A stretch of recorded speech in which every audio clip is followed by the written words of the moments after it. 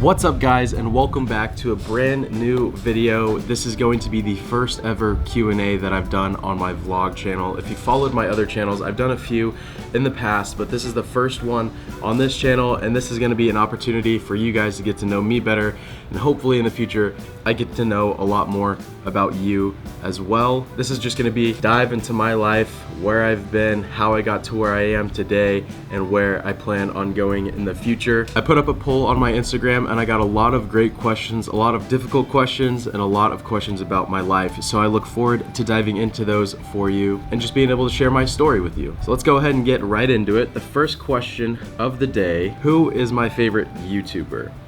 Now, this is a very difficult question because I watch a lot of different YouTubers, so I have different categories for how I like to watch YouTube. I have the fitness side of things, I have the business side of things, I have the lifestyle side of things, and I have the car side of things. So as you know, I'm big into all of those areas of life. So for fitness, I like to watch Chris Bumstead. He's one of my favorites. I started watching Sam Solik recently. For the business side of things, I love watching Christian Guzman and Max Tuning. They're two of the guys that I've started watching over the last few years, and I've learned a lot from those guys about how to run a business, the difficulties of running the business, like the down and dirty side of business. So I've really enjoyed watching them. On the automobile side, I love watching Joe Knows Best. He's one of Max's friends, actually, Max Tuning's friends, and I just started watching his channel recently. He has had a lot of cars in the past that he's done videos on, just talks about the different features, the different perks, and they're really sick cars. Like, he's had Porsches, he's had Audis, BMWs, TRX, Ford, so he's had everything across the board pretty much in terms of sports cars wise, so I enjoy watching his videos. And then for lifestyle videos, I really enjoy watching Casey Neistat. I watched him in high school, and I think he was one of the first YouTubers I ever watched. And I think I can give him credit to why I fell in love with cinematography so much as a kid, because watching his videos, seeing the way that he would set up shots and just was able to fit everything into a 5 to 10 minute video was super cool at the time. And you know, I'm currently rewatching his 500 vlog series right now and just going back and seeing the progress of his YouTube channel from the time he started to where he is now. So those are my top 5 YouTubers that I watch on the regular right now. Where do I see myself in 5 years? In 5 years, I'm gonna be married, I'm gonna have kids, I'm gonna own a home. Hopefully I'm still vlogging. I would love to still be vlogging and running my YouTube and doing that, but I also wanna get involved with businesses. So whether it's a business of my own or a business that's already up and running or a new up and coming business, and be involved hands-on with the company. I don't just want to work for the company, but I also want to be a part of it. So whether I start my own or work with one that's already existent or new, that's where I want to be. I have the goals that I want to achieve for the next 6 months, year, 3 years, 5 years. I won't go into that right now because that's a lot of detail. That's where I want to be in the future. All right, on to the next question. I like this one a lot. What are my top 3 ghost flavors? And I'm super glad you asked that because I haven't had my ghost yet. This is flavor number 1 right here, Strabango Margarita. That's my number 1 flavor right now. I also really like the cherry limeade one, and then also I had this one yesterday. I've had it before, but it's the citrus flavor. I love the citrus flavor of the ghost. I'm pretty sure I've had every single ghost that they made, but the Strabango Margarita, cherry limeade, and citrus are hands down my 3 favorites. It's actually funny you asked that because I'm actually gonna film a video where I blind taste every single ghost flavor that I can find from Vitamin Shop, from Walmart, wherever they sell them. I'm gonna try to buy every single flavor and blind taste them and see if I can get the flavors right. So stay tuned for that video. That's gonna come in the near future. Oof, all this talking's got me thirsty already. Okay, next question. This is a really great one, and I love this question. Advice for someone starting a solo YouTube channel for the first time. Send it. Fully send it. Have no second thoughts. You literally just go on YouTube, you create your account, you click start channel, and just start filming. The best way to learn, the best way to improve is literally vlogging or doing what you want to do and making a video every single day or as frequent as possible. I feel like that's how I am continuing to progress and get better every day, is by making a YouTube video every day and editing. I mean, editing is probably the thing that people enjoy the least. Obviously the filming is one of the most fun for me. I find a lot of joy in the post-production side of things. So my 2 cents are: start with no second thoughts, pick up a camera and start filming and enjoy the process, man. I mean, film what you love, film everything you can as much as possible. There's no such thing as filming too much. Literally film everything you can. You can cut it all out in post-production, but have fun with it. Be creative, allow your creative juices to flow, and shoot what you love, post it, whether you get 5 views or 50,000 views, who cares? Because as long as you film what you love to film and you're happy with the video that you make, that's all that is. For me, this is exactly what this channel is. I don't care how many views these videos get. I enjoy every single video that I make, and as long as I'm happy with the video, I will share it with you guys no matter what. This one's not a question, it's just a comment. Billy says, I would like to see a day in the gym vlog. That one's coming very soon. I think I said it in one of my previous ones that I want to get a little bit more comfortable with taking my camera out in public and being able to do a vlog like that. So whether it's in the warehouse or in the gym that I go to, you guys will definitely see a gym vlog coming soon. You guys are asking some really, really great questions. Colton asks, besides your dad, who is your greatest inspiration? This is another one of those loaded questions that I could probably talk about forever, but I feel like I've had inspirations in every area of my life. Obviously in sports, my dad would be number one. Aside from him in sports, I loved Kobe Bryant. He was one of my favorite basketball players of all time, and not just as a player, but as a person that he is off the basketball court. I look at people, not what they do in their career, but what they do off the career, and guys like him who do so much for the community outside of the sport, you know, and because in this life, we're not only called in this life to pursue the career that we're good at or do the thing that we're good at, but also to help other people and bless other people in this life as we go on. People who are successful in the career, great, but everything that they do off the field to help someone else or better other people, that's, you know, those are the people that I look up to in my life. A lot of my dad's teammates I looked up to as well, as, you know, as I started to grow up and could get closer to them, spending time with him at the ballpark and everything. All right, so the next question asks, how do you know what workout routine to do? I feel lost in the gym when I go.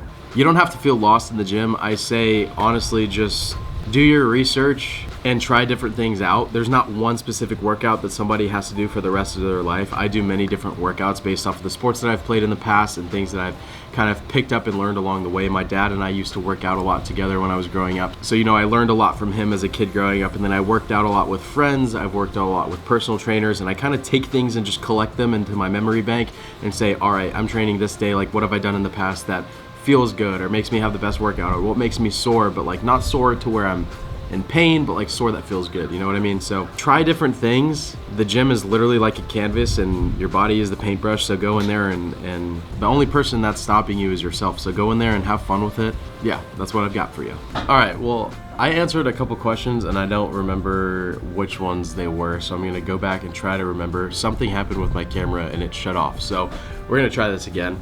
But the two questions that I tried answering that I guess the camera didn't get: the most challenging moment in my career and my worst round of golf ever. My worst round of golf ever was a high school golf tournament when I was still fairly new to the golf game. I had just been playing for a year. It was my summer going into sophomore year, and I wanted to start playing in some AJGA events to get better at competing at a higher level, because all the kids, for those of you that play golf and know, like the AJGA is like some of the top junior golfers playing in that, if not the top golfers playing. So my worst round ever was in Colorado, actually with Garrett in high school, and I shot 108, my first ever tournament outside of high school golf tournament, and it was one of the most embarrassing things in the world, but that was where I hit one of my longest drives of my life, which was like 408, 418, I can't remember, it was in between there.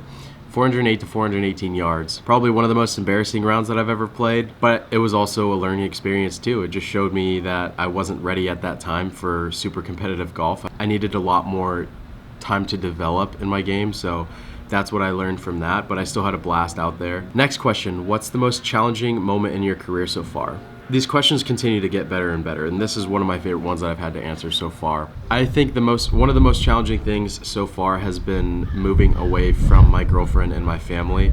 As a lot of you know, I graduated in May of 2023. I moved to Dallas in August of 2023 to work full-time with Good Good, and I moved into the Good Good house. So my girlfriend and family are still in California at the moment, but me moving away created an opportunity for me to go full-time with Good Good. If I didn't move down to do full-time, it would just be more partial, but this gave me the best opportunity to thrive and succeed with the company and help it grow. So being apart from my family, being apart from my girlfriend, and just not having them with me all the time is definitely the biggest challenge. Speaking of moments, what's my favorite good moment? My all-time favorite thing that we do here in Good are the live events. I don't know what it is, but there's something about the live events having a real crowd there that you can engage with, like people that watch my videos coming up to me and talking to me about certain things that they enjoy watching, and being able to experience firsthand and meeting you guys in person is probably my favorite things. Yeah, so the live events, traveling, and getting to meet and interact with the fans anytime we have a live event or anytime we're out in public and someone comes up to us, like that's the highlight of, you know, that's the highlight and the reason why we do what we do is for you guys. All right, well, whatever problem my camera was having, it did it again, and I answered a whole question and probably gave the best advice of my life, and the camera didn't get any of it, so nice. The question that I answered was, how do you manage a long distance relationship? This guy's about to start his career and might have to do it. And just to give you a synopsis of what I was talking about, there are 3 things that you can do in your relationship that I feel like that can save all relationships. Number 1,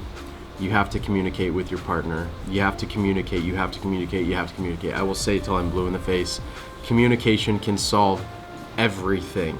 If you and your partner are open to communication, 100%, that's the solution. There are other things obviously, but like I feel like that's always the number 1 problem, is someone isn't communicating. Communicate the best you can. Number 2, if you were to move away and then go back to see your partner, the second biggest thing that I can give you is be intentional with your partner. When you go back and you haven't seen them for the longest time, the last thing they want to do is see you on your phone or anything like that. So when you go back to see your partner or you see your family, be intentional with them.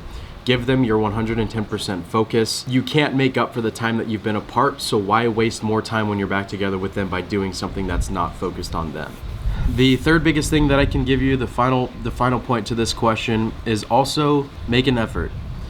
Go out of the way and do things that you haven't done in the past, you know, to continue to make an effort towards your relationship, because the effort has to be equal on both sides. If one person's giving more effort than the other, that's a little bit tough. I say you need to both have the same amount of effort going into it, because the person who is giving more, if they don't recognize the effort in the other person, it might get exhausting for them. So if you can do the best you can to both have the same amount of effort, I feel like that's a great balance. It can really save a relationship when both of you are on the same page. So that's kind of my 2 cents on that. I still struggle a lot. I mean, relationships are something that are worked on all the time. I still, you know, there are still things that I'm working on with Lexi that I need to be better about. And, you know, when we do go through something, when we do have a bump in the road, because we have had our ups and downs since I moved away, the ways that we handle it are taking those 3 steps, is making an effort, we communicate, and we're intentional with each other. That's kind of my 2 cents of what I could give you. I'm not some sort of therapist or, you know, the best person for relationship advice, but just from what I've learned so far, you know, Lexi and I have been together for almost 4 years, and, you know, we've spent time apart since August, and it's now February. So, you know, we've made this long distance thing work, and I do believe that any long distance relationship can be saved if you do all 3 of those things. All right, guys, that's gonna wrap it up for this video. I feel like I answered a lot of questions. You guys asked some really great questions where I feel like I was able to share my story, share my life experiences, what I've learned so far, and just be able to share that with you. And that's what this channel is all about. It's being able for you guys to see my life through this lens and be able to experience things together. This channel, I mean, this is just the start. This is the 19th video that we've uploaded, and the journey is just beginning. I mean, we're taking this thing to the moon, and I'm so excited for you guys to be along with me. And if you've subscribed to the channel, or if you're new to the channel, please subscribe. You guys, the support means the world to me, and it means a lot to me to have the support from you guys, the support from my girlfriend, my family, the guys in the house, to be able to start this channel and do something that I love, and to have you guys along for the journey means the world. So thank you guys for watching. As always, if you enjoyed, please smash the thumbs up button. Comment down below what other vlogs you guys would like to see. Subscribe if you're new, and share with your family, your friends, your loved ones, your cats, your dogs, your aunts, your uncles, your sisters, and your brothers. And until next time, we'll see you later. Peace.